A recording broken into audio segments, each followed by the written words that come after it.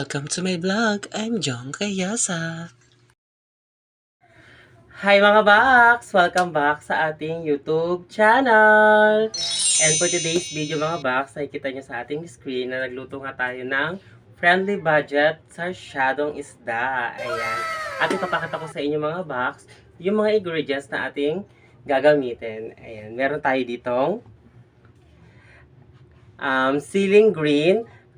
Dos lang natin siya nabili at meron tayong 2 pesos din na bawang, 3 pesos na luya, 6 pesos na kamatis. Dalawa na siya mga box. Ang mura ng kamatis ngayon, dalawa na mother. No? Si mother po yung namili ng ating ingredients. And thank you so much kay mother. Ayan, thank you so much sa kanya kasi napaka-effort ni mother sa akin. At lagi niya ako tinutulungan sa mga vlog ko. And thank you so much. And meron din tayo ditong sibuyas. Ayan, sibuyas na 5 pesos pero hinati pa sa dalawa. Ayan, sa gitna.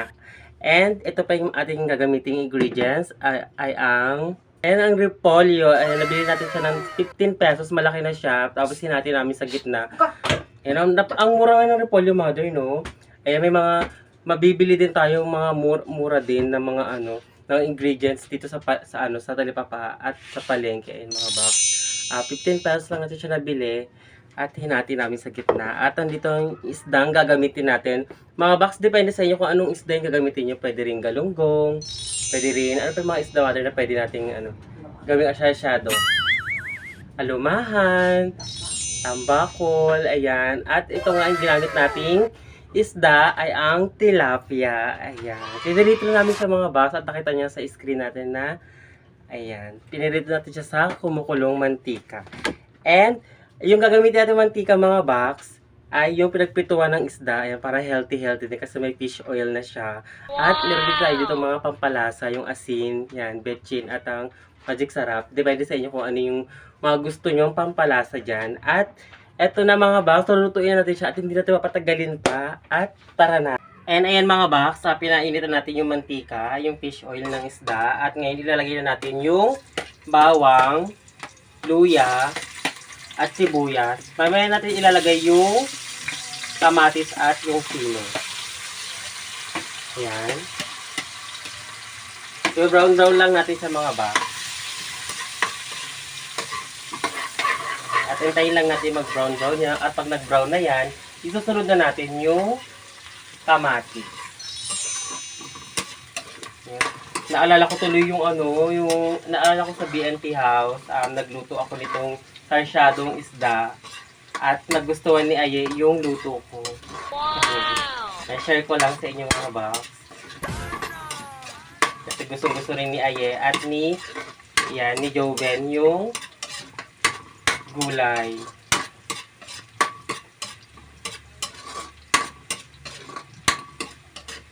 At saka si Andrew din. Gusto rin to ni Andrew yung gulay ng yung repolyo.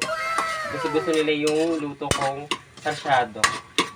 At yung ginamit ko palang isda doon mga box, galunggong. Pero malalaki naman yon. At bumili nga ako ng galunggong na yon. Kung ilan sila sa bahay, yun din yung galunggong na binili ko. Sakto lang din sa kanila. So ayan mga box, nag-brown na ang ating mga ingredients. So ilalagay na natin yung kamatis at yung sili. Ayan. Napaka-healthy naman itong niluto natin, mother. Ayan. Gawin nyo na sa mga bahay niyo mga box kasi yung mga ingredients lang na bilhin natin dito is murang-mura lang at pasok sa budget. Ayan. Nandito rin si mother kasi ginaguide din ako ni mother sa pagluluto nito. Pero, marunong talaga ako magluto. At, ayan nga, natutunan ko lang din kay mother kasi nanonood din ako ng mga luto-luto ni mother. Kasi pag may niluluto si mother na mga ulam, tatanungin ko sa kanya kung, mother, paano ba magluto niyan? Paano ba niyan? Ano ba yung mga ingredients na gagamitin? Ayan, ganyan ako kay mother pag nagluluto siya ng ulam. Ito pala mga box, yung baso para gagamitin natin is ganito kalaki at depende sa inyo kung gaano kalaking baso yung gagamitin ninyo at lilagyan lang namin siya ng 1.5 glass of water.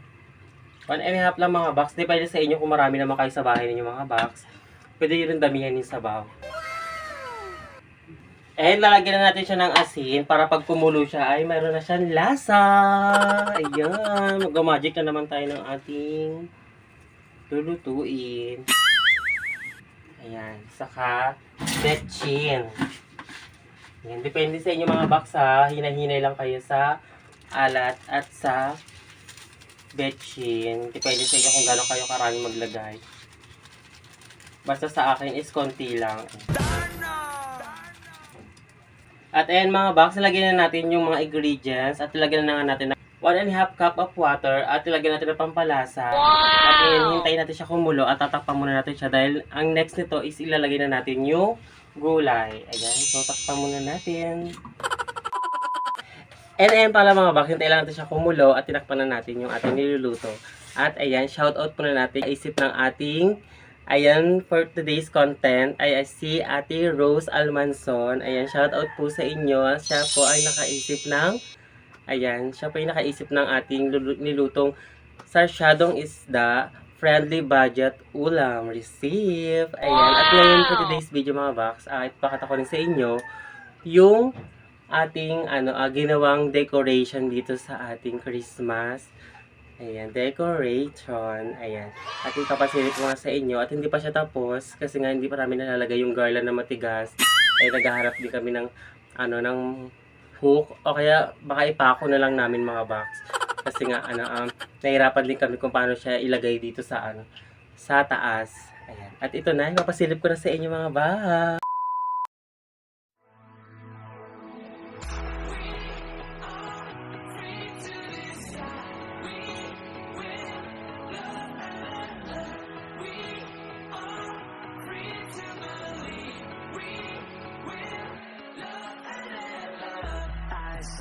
Standing in the street alone.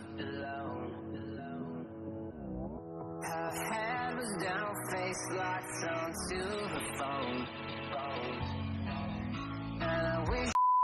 And ayan mga box, ayan na nga nakita nyo na na-decorate nga namin yung mga, ayan, bili namin decoration and sana nagustuhan nyo yung pagde-decorate namin at papakita ko rin sa inyo kung paano namin ilalagay yung, ayan, yung mga garland na matitigas dito sa wall na to. And ang feeling ko is dito ko na lang siya ilalagay sa may, sa may taas sa bagong pininturahan natin. At ito na nga, magluluto na ulit tayo. At ayan na mga box, kumulo na ang ating sabaw. And next na natin ilalagay yung gulay. Ayan mga box, ito pala yung gulay, hinugasan na namin siya at hiniwa namin siya ng pagganyan. Si Mother na naghiwa dito. Thank you so much, Mother. Si Mother talaga yung mabatikan talaga sa paghihiwa. Oh, healthy Mother. Naubuto mo talaga. Ito na yung ulam namin patanghalian. Kaya kain tayo mga box at magluto na rin kayo dyan ng mga ulam budget nyo. Kung ano yung mga ulam dyan mga box. Share nyo na at mag-comment na rin kayo sa baba at mag-like na rin kayo mga box. At kung hindi pa kayo nakasubscribe sa aking channel, mag-subscribe na kayo mga box at pindutin na ang notification bell para updated pa kayo sa mga ulam kong gagawin. So ayan mga box, hintayin ulit natin siya kumulo at pag kumulo na siya, ilalagay na natin yung isda at ang itlog. At ayan mga box, hintayin natin kumulo tong ating ayang gulay at mamaya is ilalagay na natin nga yung isda at ang itlog. At ayan mga boss, meron muna akong sa inyo, ipapasubscribe sa ating kaibigan na si Janelle Hernandez. Ayan, ito ang kanyang, ayan, so subscribe na kayo sa kanyang channel. Ayan, Janelle Hernandez. At meron din siya ginagawa mga video dyan mga boss.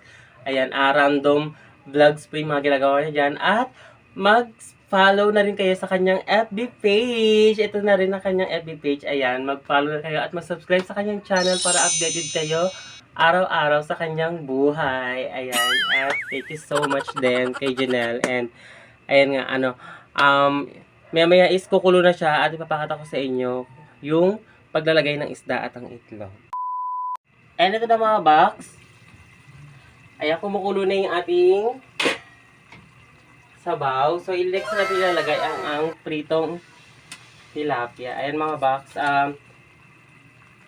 Mas pagkano talaga unahin muna natin yung pagpiprito para yun yung gagamitin natin mantika at para mas tipid din.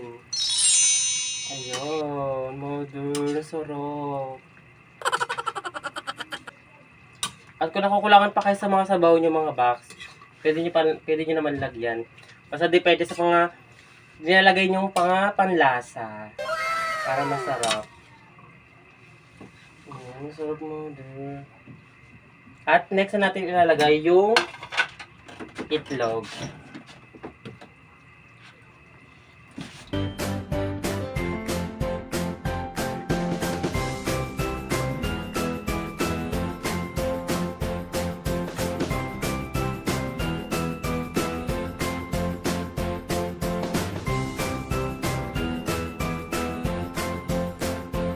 Ayan, at maya-maya is luto na tong ating sarsyadong isda. Ayan, thank you sa Ate Rose Almanzon. Ayan, shout out sa iyo at ingat ka po palagi and God bless po and more blessings to come po. Merry Christmas!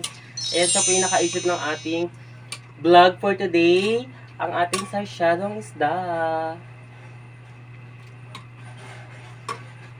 At ayan, tatakpan muna natin siya at tatakpan natin muna siya mga box at hintayin lang natin mag 3 minutes at luto na ang ating sarsyado at magtitikiman time na tayo.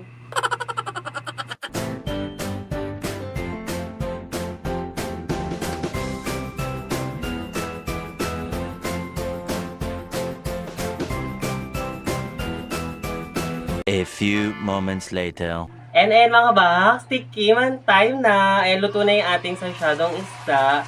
At titikiman na natin yung kung pasok ba sa panlasa ni Mother yung luto ko. Ayan, tikiman time na. Ayan, kumuha lang kami ni Mother kasi hindi namin siya malagay sa malaking lagayan kasi wala kami ditong malaking mangkok. Puro maliliit na yung mamangkok namin. Ayan. Tikman nga natin. Kaya nilagay na namin dito sa Tikman nga plato. natin kung anong luto. Ito na yung masarap siguro to. Ano ko? Sarap pala. Tama lang. Ang sarap.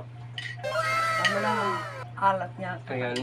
At ito na rin yung tanghalian namin nila, Mother. Ayan, thank you so much, Mother. Ang sarap, Mother. Sarap yun. Nakukuha mo yung timpla ko. Kay Mother ko lang din to na nakuha yung receipt na to. At ayan sa nagustuhan ni Mother yung luto natin. At thank you so much, Mother, sa pag-share ng mga ulam receipt. At thank you din sa inyo sa mga nagko-comment sa atin at kay Ate Rose Almanzon. Ayan. At ito nga, hanggang dito na lang ang ating video at sana nag-enjoy kayo sa panonood and don't forget to like and share at mag-comment na rin kayo at mag-subscribe sa aking channel para bongga na. Ayan. At bitin na notification bell para updated kayo sa aking buhay. So hanggang dito na lang. Bye-bye mga ba. Kakain na kami at kahain din tayo mga ba. Ay tayo.